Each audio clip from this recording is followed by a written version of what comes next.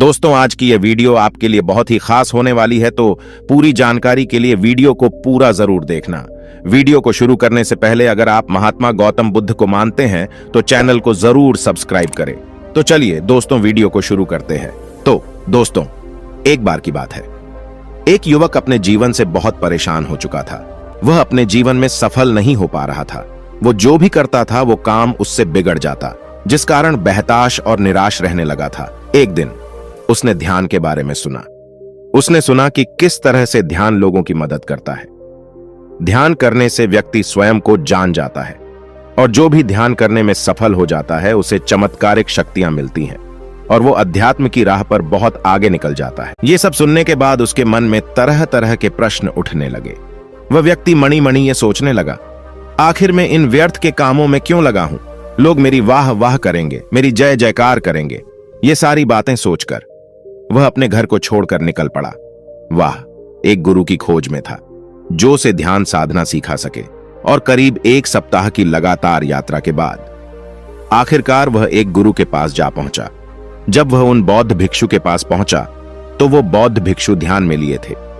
यह देखकर वह व्यक्ति बड़ा खुश हुआ और वह यह सोचने लगा कि जब यह खुद इतना ध्यान में लीन है तब तो ये मुझे ध्यान साधना बहुत अच्छे से सिखा सकते हैं। अब तुम्हें इन्हीं से ध्यान साधना सीखूंगा। वह कुछ देर वहीं पर खड़ा हो गया और उन बौद्ध भिक्षु के ध्यान से बाहर आने का इंतजार करने लगा। जब वो बहुत ध्यान से बाहर आए तो उस व्यक्ति ने उन बौद्ध भिक्षु को प्रणाम की और उन बौद्ध भिक्षु से कहता है, हे गुरु, मैं बहुत दूर से आया। काफी दिनों की तलाश के बाद मैं यहां पहुंच पाया हूं। मैं ये जान चुका हूं कि सांसारिक जीवन व्यर्थ है, वहां पर कुछ भी नहीं रखा। मैं अब आध्यात्मिक की ओर आगे बढ़ना चाहता हूं, अतः मैं ध्यान सीखना चाहता हूं। कृपया करके मुझे ध्यान सिखाया। उन बौद्ध भिक्षुओं ने उसी वक्त की सारी बातें ध्यानपूर्वक सुन और उसके बाद वो उस युवक से कहते, ठीक है, यदि तुम ध्यान साधना सीखना चाहते हो तो तुम्हें इस आश्रम में रहना पड़ेगा।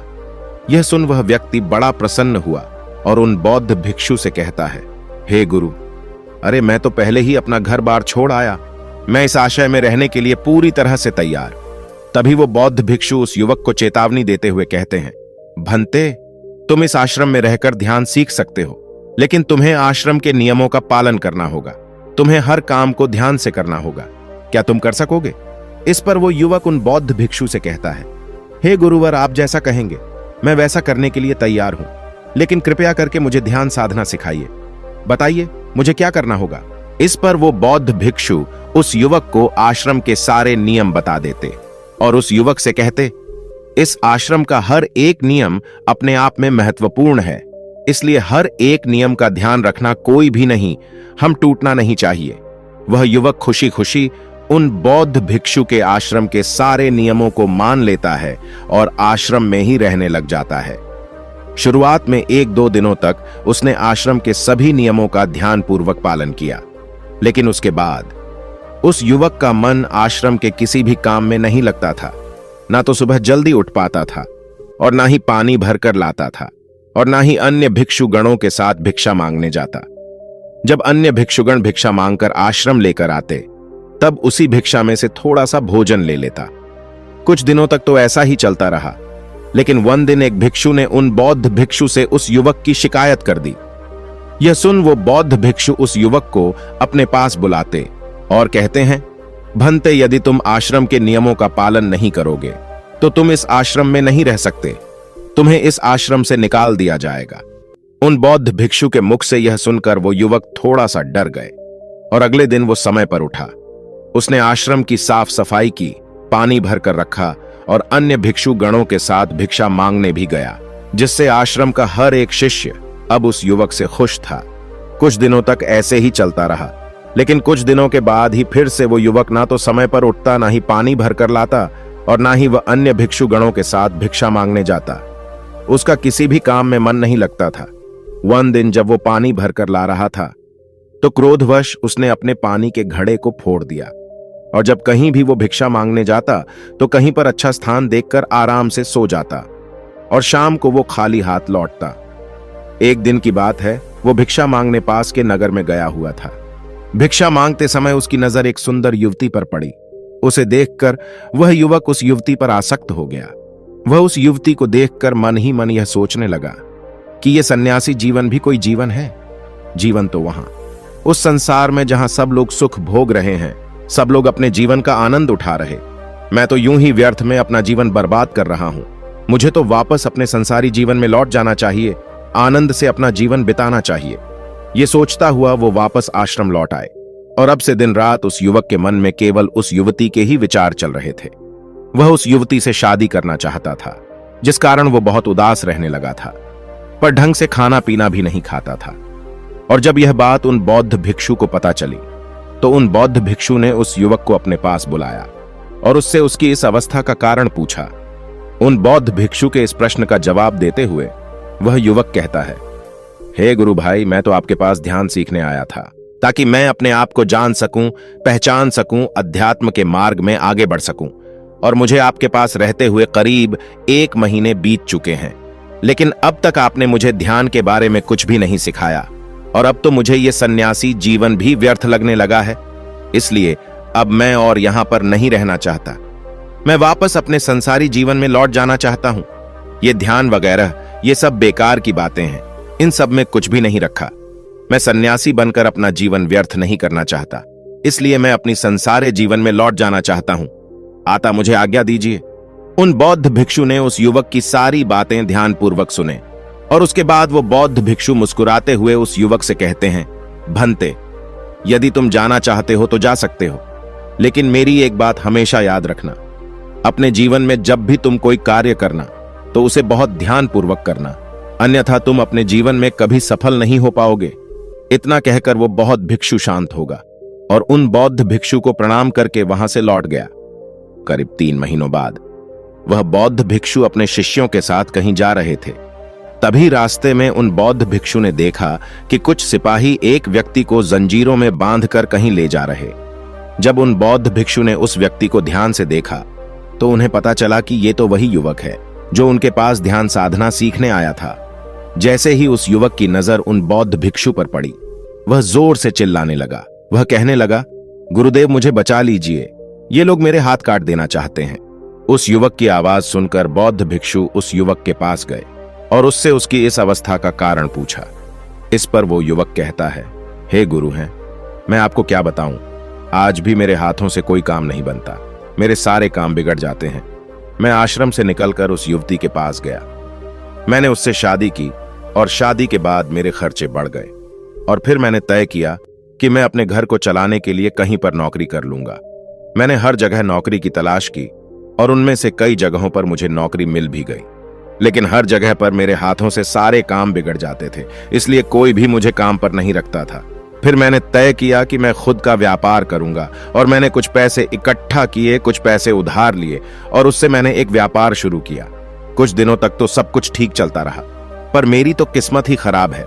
मेरे हाथों से सारे काम बर्बाद होने लगे और मेरा व्यापार भी चौपट हो गया और एक बार फिर से घर चलाने के लिए मेरे पास पैसे नहीं थे।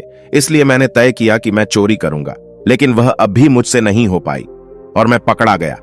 जब मुझे राज दरबार में पेश किया गया तो राजा ने मेरे हाथ काटने का आदेश दे दिया। उन्होंने तो मेरी एक तक नहीं सुनी। हे गुरु हैं, अब आप ही मुझे बचा सकते हैं, कृपया करके मेरी मदद करें।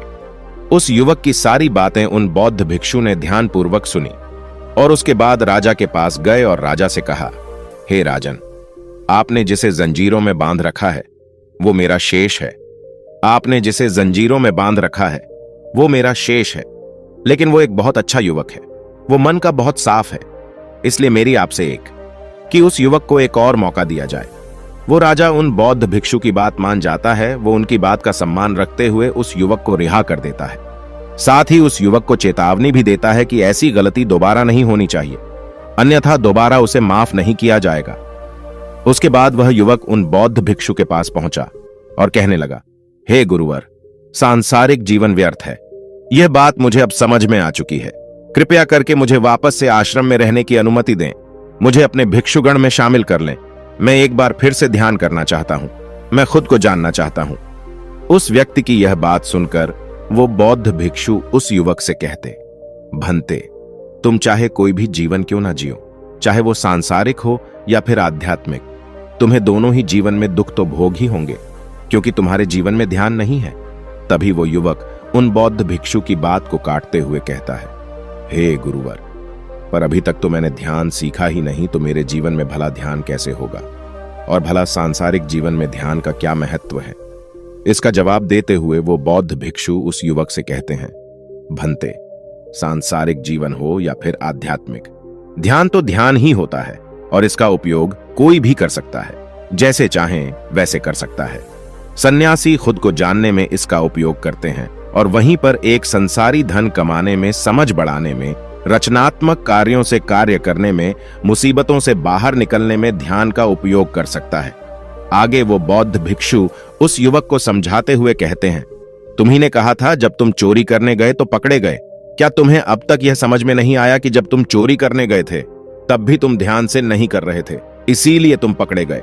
तुमने बाकी काम भी ध्यान से कभी नहीं किए, इसीलिए तुम्हारे सारे काम बर्बाद हो गए, तुम्हारा व्यापार भी चौपट हो गया। ठीक इसी प्रकार यदि कोई सन्यासी भी अपने आप को जानने के लिए ध्यान का उपयोग न करे, वह ध्यान से अपने आप को न जानने की कोशिश करे, तो वो कभी भी अपने आप को जान नहीं पाएगा। यदि तुम ध्यान का उपयोग करते हो तो तुम अपने जीवन में कुछ भी पा सकते हैं, फिर चाहे वो संसारी जीवन में कोई बड़ा लक्ष्य हो या फिर आध्यात्मिक जीवन में खुद को जानना, खुद को पहचानना। उन बौद्ध भिक्षु के मुख से यह सुनकर वो युवक कहता है, हे गुरुवर, यह ध्यान कहाँ मिलता है और आखिर यह ध्यान क्या है। तभी वो बौद्ध भिक्षु मुस्कुराने लगे और उस युवक से कहते, भंते, यह ध्यान कहीं नहीं मिलता, और जो ध्यान तुम पाने की कोशिश कर रहे हो, यह ध्यान तो तुम्हारे भीतर ही है। यह कहीं बाहर से नहीं आता और ना ही कहीं पर मिलता है, यह तो तुम्हें हमेशा से ही मिला हुआ है, बस तुम्हारा इस पर ध्यान ही नहीं गया। तभी वह युवक उन बौद्ध भिक्षु से कहता है, हे गुरु है, मेरा ध्यान कहाँ है और यह मुझे कैसे मिलेगा। मुझे तो अपने भीतर कुछ भी नजर नहीं आता, तो फिर यह ध्यान कहां पर है। इस पर वो बौद्ध भिक्षु उस युवक को जवाब देते हुए कहते हैं, भंते, जब हमारा मन पूरी तरह से शांत हो जाता है, जब हमारा मन भटकना बंद कर देता है, तो हम तुरंत ही ध्यान में उतर जाते। ध्यान तुरंत ही उत्पन्न हो जाता है। हमारा मन हमेशा से हमारे नियंत्रण में रहता है, लेकिन हम हमेशा यह सोचते हैं कि मन हम पर नियंत्रण कर रहा है, इसलिए हम मन के हिसाब से चलते। हम उस पर कभी भी नियंत्रण साधने का प्रयास तक नहीं करते। लेकिन वास्तविकता तो यही है कि मन को हमारे हिसाब से चलना चाहिए। जब तुम कोई भी कार्य करते हो तो केवल उस काम में समर्पित हो जाओ। हो सकता है कि शुरुआत में तुम्हारा मन यहां वहां भाग्य तुम्हें तड़पाए, तुम्हें परेशान करें, लेकिन तुम अपना पूरा ध्यान उसी काम पर लगाए रखो और तुम देखोगी कि तुरंत ही उस काम के लिए तुम्हारा ध्यान उत्पन्न हो जाएगा। और एक बार तुमने ध्यान से उस काम को कर लिया तो काम अवश्य पूरा हो जाएगा, तुम उस कार्य में अवश्य ही सफल हो जाओगे। तभी वो युवक उन बौद्ध भिक्षु से कहता है, ही गुरु भाई, मैं आपकी बात समझ नहीं पा रहा। मैंने तो हमेशा से केवल एक ही बात सुनी और जाने कि ध्यान हमें अध्यात्म की ओर ले जाता है। यह हमें अपने आप को जानने और पहचानने में मदद करता है। फिर यह ध्यान हमें सांसारिक जीवन में किस प्रकार मदद कर सकता है। उस युवक की यह बात सुनकर वो बौद्ध भिक्षु उस युवक से कहते हैं, भंते, तुम मेरे साथ चल, मैं तुम्हें कुछ दिखाना चाहता हूं। गुरु उस युवक को लेकर एक तालाब किनारे पहुंचे और उस युवक से कहते, भंते, तुम यहीं पर किनारे बैठ जाओ और इंतजार कर। इस पर दो युवक कहता है, परंतु किस चीज के लिए। इस पर वो बौद्ध भिक्षु कहते, भंते, मैंने तुम्हें जितना कहा है तुम उतना करो। तुम्हें अभी कुछ देर में खुद ही पता चल जाएगा कि मैंने तुम्हें ऐसा करने के लिए क्यों कहा है। उन बौद्ध भिक्षु के मुख से यह सुनकर और युवक तुरंत ही शांत होकर उस तालाब के किनारे बैठ गए और इंतजार करने लगा। तभी कुछ देर के बाद ही उस तालाब किनारे एक बगुला आकर खड़ा हो गए। वो तालाब के पानी में एक पैर उठाकर बड़े ध्यान से तालाब के पानी में देख रहा था। तभी वो बौद्ध भिक्षु उस युवक से कहते, भंते, देखो वो बगुला किस प्रकार तालाब के पानी में एक पैर उठाकर ध्यान से पानी की ओर देख रहा है। वो बौद्ध भिक्षु ये कहीं रहे थे कि तभी वो बगुला एक मछली उठाकर वहां से उड़ गया। आगे वो बौद्ध भिक्षु उस युवक से कहते हैं, भंते, तुमने देखा बगुला किस प्रकार अपने मकसद में कामयाब हो गए, क्योंकि उसका पूरा ध्यान उसके साथ है और ये ध्यान से ही काम करते हैं। यदि ध्यान से कोई कार्य किया जाए तो वह अवश्य सफल होता है। तभी वो युवक कहता है, हे गुरु भाई, मैं आपकी बात समझ रहा हूं, लेकिन क्या आप मुझे कोई और उदाहरण भी दे सकते हैं। तभी उन बौद्ध भिक्षु ने एक पेड़ की तरफ इशारा किया। उस पेड़ पर एक चिड़िया बैठी थी। तभी बौद्ध भिक्षु उस युवक से कहते हैं, भंते, यदि तुम इस चिड़िया को कोई खाली हाथ डराने की कोशिश करोगे तो वह चिड़िया वहां से नहीं उठने वाली। उन बौद्ध भिक्षु की यह बात सुनकर उस युवक ने उस चिड़िया को खाली हाथ यूं ही भगाने और हाँकने का प्रयास किया, लेकिन वह चिड़िया वहां से टस से मस नहीं हुई। तभी वो बौद्ध भिक्षु उस युवक को कहते, बंते, अब पत्थर उठाकर उसे भगाने का प्रयास करो। उस युवक ने उन बौद्ध भिक्षु की यह बात सुनकर उस युवक ने उस चिड़िया को खाली हाथ यूं ही भगाने और हाँकने का प्रयास किया, लेकिन वो चिड़िया वहां से टस से मस नहीं हुई।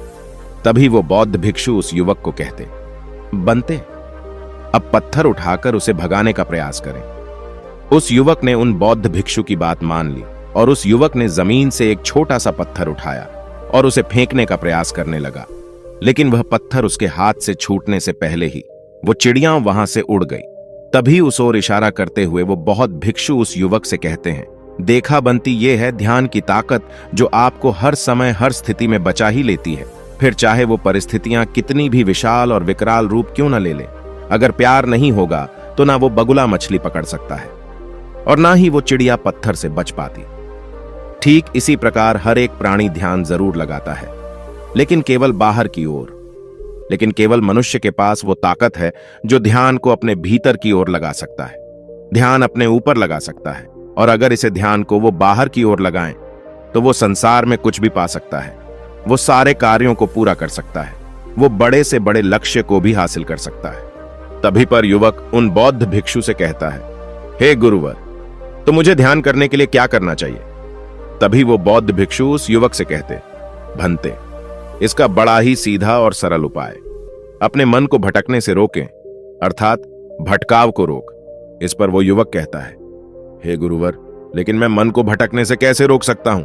हमारा मन तो बहुत चंचल होता है, वो एक पल यहां तो एक पल कहीं और होता है। इसके जवाब में वो बौद्ध भिक्षु उस युवा से कहते हैं, भंते, ये इतना मुश्किल नहीं होता जितना मुश्किल हम इसे बना लेते हैं, क्योंकि मन ही तुम हो और तुम ही मन हो। तुम इसे जैसे चाहो वैसे चला सकते हो, लेकिन हम तो उस चीज में ज्यादा आनंद लेते हैं जिसमें हमारे मन को आनंद आता है, क्योंकि हमारा मन एक जगह पर नहीं टिकता। वो एक पल यहां तो एक पल कहीं और होता है और इसी चीज में हमें भी आनंद आता है। ऐसे सपने बुनने में जो सच नहीं होने वाले, और यही कारण है कि ऐसे लोगों का हर एक काम विफल हो जाता है, में लोग बार बार असफलता का मुंह देखते हैं, क्योंकि उनका ध्यान कार्य में नहीं होता। और जिसका अपने काम में ध्यान नहीं है वह अपने काम को कैसे सफल कर सकता है? और उसी के विपरीत जिसका अपने काम में ध्यान है वह अपने बिगड़े काम भी बना सकता है, वो हर काम में सफलता पा सकता है।